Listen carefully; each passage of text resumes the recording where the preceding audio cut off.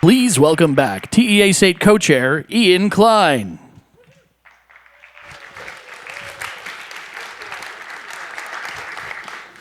Thank you, Nathan, John, Paul, and Paul.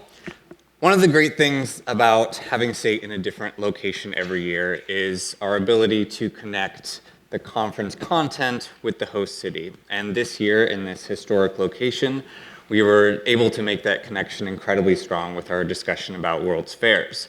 But of course, it was also important for us to take you beyond the fairgrounds and share a little bit more about this city with all of you. Every city has a story of transformation, and in the case of Seattle, its physical transformations are as many as its many social transformations. Massive hills were regraded, a great fire in the late 19th century burned 25 blocks, only to be rebuilt one level up, and the neighborhood we're about to hear about was once an island. Years later, it became an island refuge for Seattle's early queer communities. Seattle is a city of layers, and here to pull back those layers is University of Washington Department of Geography PhD candidate Julian Barr. And his studies in culture, urban studies, queer, transgender, and feminist theory led him to produce a project that sheds light on how we engage with cities and their histories, be it as students, educators, tourists, and people like you here visiting just on a day-to-day basis. So Julian's talk is also a small preview of one of the Saturday experiences we'll be offering.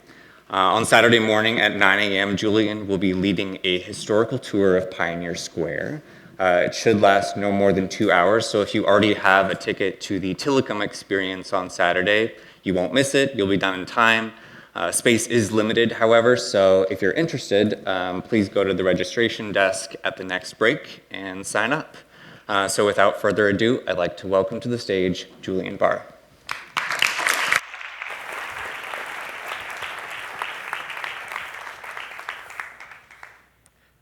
Hi, everyone.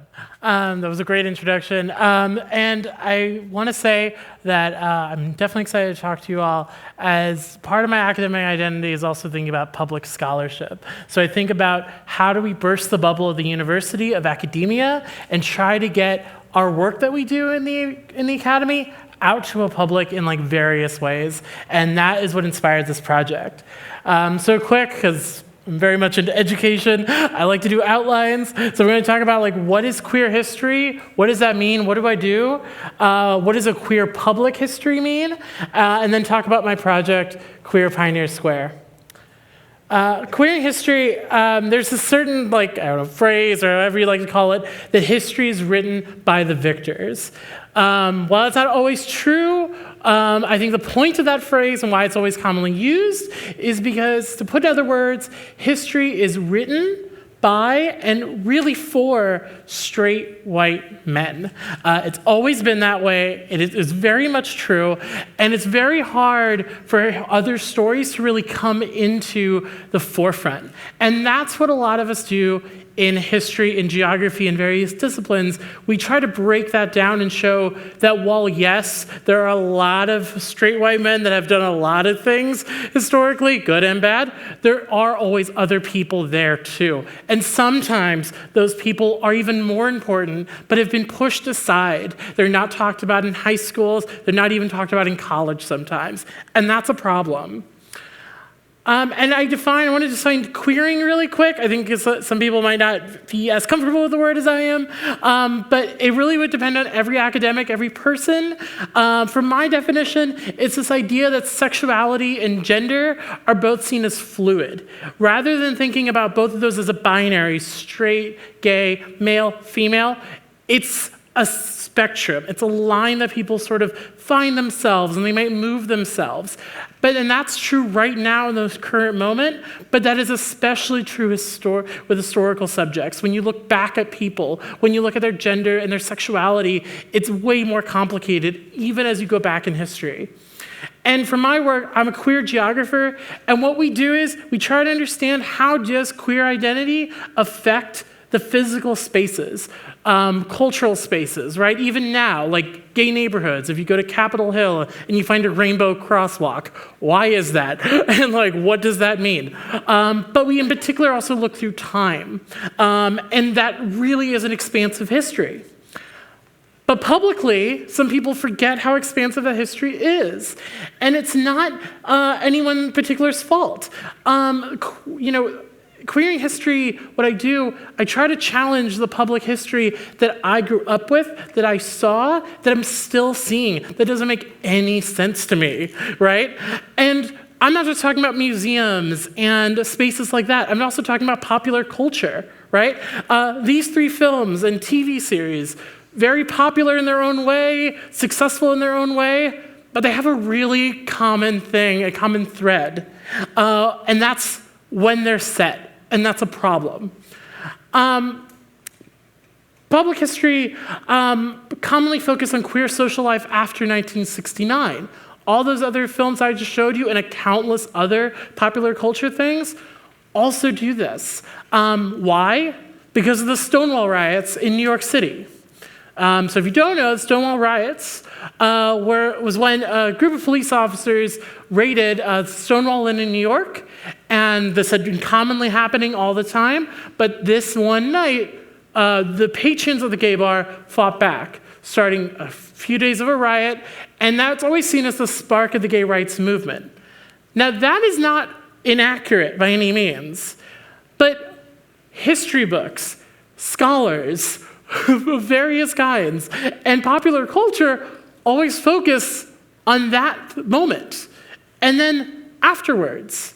And that's a problem, because yeah, it makes sense, right? The Stonewall riots, they should be commemorated. This year, it was the 50th anniversary, so Pride around the country, like in Seattle, was using Stonewall as like where Pride began, and those sort of narratives. Again, is it inaccurate? Not 100%, but there's a problem. Why is this a problem? It creates the idea that queer folks do not exist, especially openly, until the gay rights movement happens. It is though, because of one riot in New York City, everyone just came out of a magical closet, and then everything was like, here we are. But that's so inaccurate. Like it's painfully inaccurate actually. And like one of those examples is just this example. This is protests against the State Department for firing gay and lesbian employees before the Stonewall riots. So there were public protests even before this riot occurred, right? But it's even more expansive than that. Historians, while they weren't going into the public really with this, they were producing books. Even in the 90s, they were revealing, oh, there was actually a lot more going on before 1969. It's hard to find in the archives. It's painfully hard to find, let me tell you, as I'm getting a PhD in this. It's so hard, but it's there. It's like doable work. And it's across the world, but across this country. New York is a perfect example. Yes, the Stonewall riots were in New York, but even before then, there was such a social life of queer folks. In places like Germany, right? Before Nazi Germany, Berlin was one of the hubs for queer folks to go to. It was expansive. It was a very visible community. And all of this before 1969. And that is true for Seattle. In Pioneer Square. Because I know many of you are not from Seattle, here's a map. So we would be up north near the orange area, above Denny Triangle a bit. And then Pioneer Square is this neighborhood right on the bottom of the map in orange, right by Chinatown International District. It's a historic neighborhood. And the first thing to kind of talk about is the histories of Pioneer Square. I'm not going to go over all this, but this is the official history as written by the city of Seattle on their website. It's like an abbreviated version. And they talk about the gold rush in great detail. They talk about the Great Fire, great detail. But then after 1890, they're just kind of like, well, it was a place with seedy hotels. And then it jumps to 1970 and is like, well, it was an historic district in 1970, and here's some development that happened. But in that time frame between 1890 and 1970, the decline of Pioneer Square, when it isn't the most attractive neighborhood to like the majority of Seattle, so basically straight white people, it was basically a haven for folks that did not fit in. That included people of color and other minorities as well, but it was in particular an attractive place for LGBTQ folks. Now, a lot of them did not identify as gay or lesbian or queer, because a lot of these terms didn't exist. But it's there. We see that social life, right? And I've done so much research on it. And then to look at the various histories physically in the neighborhood, also missed this. So here are some examples. This map is actually produced by the Pioneer Square Alliance, which is a nonprofit organization that tries to develop Pioneer Square, and look at its history. This was developed with them and the National Park Service. It's a map you can get for free at the National Park Service. And it basically takes you around Pioneer Square to look at the entire history of the neighborhood and like various points that you can visit. And in my research and other people's research in Queer Pioneer Square, we have found dozens upon dozens of queer bars. Of this map, only one bar is on there. That is it, and I'm going to show you that in a second. But I also want to point out things like the Underground Tour. The Underground Tour is one of the most popular tourist attractions in Seattle. It covers the same time period I cover about, but barely mentions it. Just avoids this idea of what is Pioneer Square as a queer space. And I literally have been on my tour, giving my tour of Queer Pioneer Square, and other tour guides pass by and would say things like, oh, in the 50s and 60s, good people didn't come down here. Things like that are prevalent in people that are giving tours, giving histories of this place. And for this map, the Trails of Treasures, they have plaques at every single stop. This is the one for the one single gay bar. It's called Shelley's Leg. It's a great bar. It has a strong historical story. It's important. But they include this one bar because it was the only bar that said it was a gay bar. And coincidentally, it opened in 1970 after the Stonewall riots. So yes, it acknowledges the queer history, but it's after the Stonewall riots, so it produces the same sort of issues that I just said, right? Again, it also gives no context. Why was a gay bar here? Because if you only took it in this one place, you'd be like, well, that doesn't make any sense. Why? Well, it does make a lot of sense because there were dozens of bars preceding it, opened at the same time as it. And that actually makes a lot more sense. They just felt comfortable calling themselves a gay bar because that was the effect of the Stonewall riots. And that's important, but it ignores everything that came before it. So I wanted to think about a better public history. And what occurred was, in the 1990s, there was actually a tour developed by my PhD advisor and some of his colleagues. And the focus was queer history, but it was primarily this idea to protect the architecture of Pioneer Square. It was primarily created by a lesbian architect. Now, the short story version, Pioneer Square has changed dramatically because folks did not care enough to protect the buildings from development because of this history. So the walking tour kind of went away. And then I found it with my advisor, and I was like, I want to revive this. They gave me permission as they had started it. They were part of the original group. And so I did. So first it was creating a map. Here's a link of the map that you can certainly go to. I use a technology called Esri's Story Map.